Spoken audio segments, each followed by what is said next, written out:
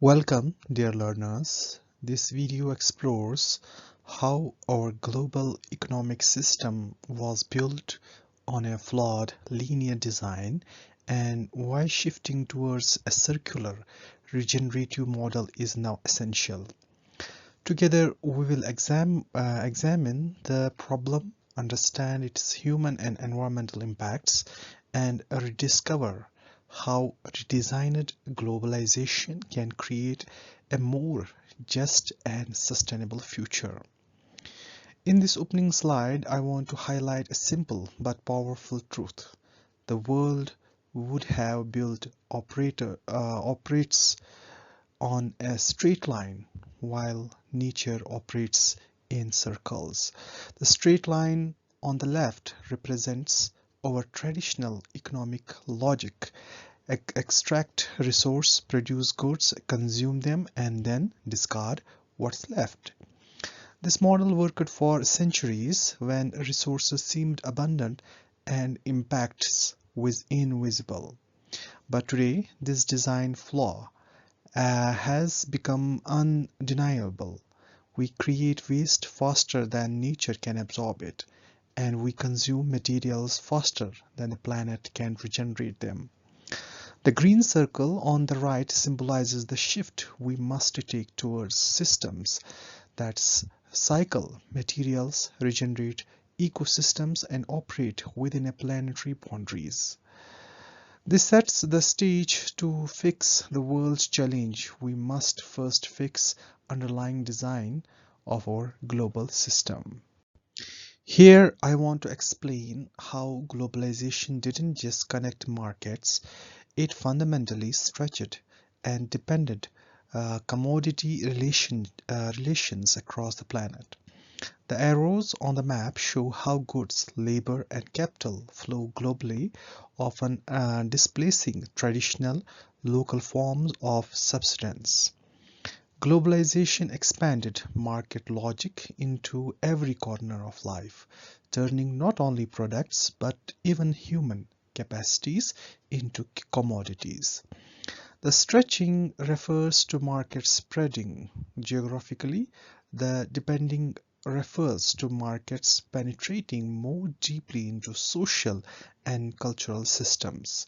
While globalization has delivered efficiency and growth, it has also created imbalances and vulnerabilities, replacing locally resilient systems with fragile global chains. The quote reminds us that when production of markets become the primary form of survival, communities lose autonomy. Understanding this helps us to see why the circular economy is not a retreat from the globalization but a redesign of it. The pyramid illustrates how our current economic system prioritizes financial claims over real-world needs. At the bottom, we have the tangible goods and services we use every day. Above that are the capacities, labor, power, and capital that enable production. And at the top are securities, which represent claim on future outcomes. The issue isn't the existence of these tiers, but the hierarchy. Decision making is dominated by the top tier, where shareholder value and return on investment outrank environmental and social considerations. This is how the system commodifies not just products but even human potential and future possibilities. When finance dictates production, long-term sustainability loses to short-term profit. This helps this particular slide helps frame the challenge ahead. Building a circular economy means rebalancing priorities so that material stewardship and human well-being guide economic decisions. This slide visualizes the core mechanics of the linear economy. We begin by taking resources from the nature, then making products through standardized processes designed for efficiency, distributing them globally, selling them quickly, and finally disposing of them after use. This model has fueled decades of economic growth by prioritizing speed, scale, and cost reduction. But it also treats materials as expendable and assumes unlimited natural inputs. As a result, every product becomes future waste the moment it is created.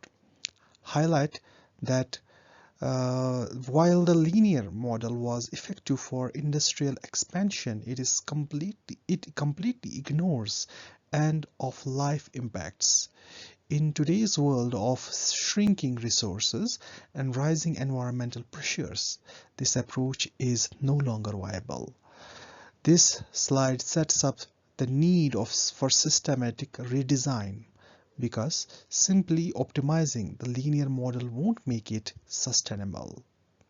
The cracked arrow symbolizes the breakdown of linear model under its own weight.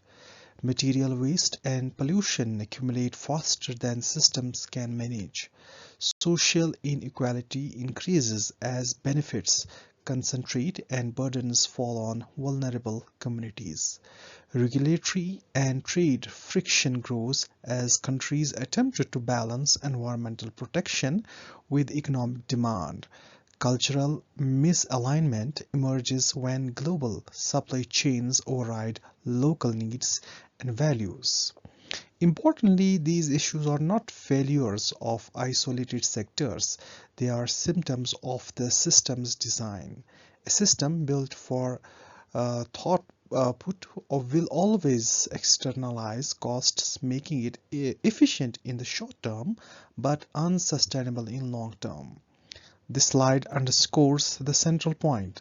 The linear model is failing not because of flawed actors, but because of flawed architecture. Repairing these cracks requires moving beyond linear logic entirely. Here, I want to emphasize that waste is not accidental, it is the planned outcome of system built around disposability. The image of a massive waste piles, especially textiles and construction debris, reinforces how deeply embedded this logic is. The stats show that construction produced over a third of global wastes, while the textile industry generates over 100 billion garments annually, with only a small fraction ever reused or recycled. The quote, "Dirt as matter out of place" captures how the system displaces materials into wrong environments. Here, stress that as long as products are designed without responsibility for their end of life, waste will remain the inevitable result. This slide reminds us that sustainability cannot be achieved by managing waste better. It requires designing waste out from the beginning. This powerful image shifts the focus from materials to people. The woman shown represents millions working informally within waste systems worldwide. These workers create enormous environmental and economic value, yet face dangerous conditions, social stigma, and lack of legal protection. Women bear disproportionate impact due to precarious work and exposure to harmful materials. The data point up to 1 million deaths annually from mismanaged waste highlights the life and death consequences of broken system. Here emphasis that linear economy not only produces material waste but also creates human waste, population deemed expendable or marginalized. Any transition to a circular economy must therefore be just transition. Circularity must value workers, improve livelihoods, and eradicate the injustice created by the disposable mindset. This slide explain why circularity is difficult to scale globally. The regulatory and the trade rules we have today were built for a linear world. The red stop icon across the map represents barriers caused by misclassification, lack of standards, and regulatory fragmentation. Often refurbished or used goods are legally defined as waste, preventing cross-border movement. Inconsistent standards make it hard to trust recycled material. A patchwork of national regulations disrupt circular value chain. The key message: even if we innovate circular solution, outdated rules will stop them from crossing borders or operating at a scale. This means circular economy transition requires not only technological innovations but also policy harmonization, institutional reform, and global cooperation. The system's rule must evolve for the circular flows to become mainstream. Here I want to introduce a transformative perspective. Waste is not inherent to materials. It is the outcome of flawed design. The chaotic red scribble represents the complexity and inefficiency of the linear model, while the green circular shape shows the clarity of a well-designed circular system. Quote Michael Thompson's idea that value is not fixed. What is rubbish today may be tomorrow's resource.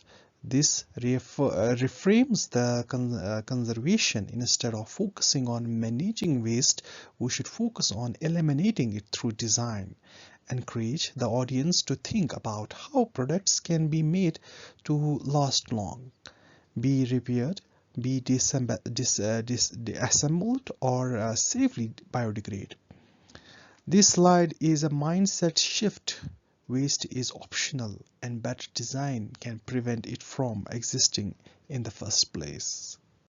Here, the three linked loops illustrate the foundational principle of circular economy.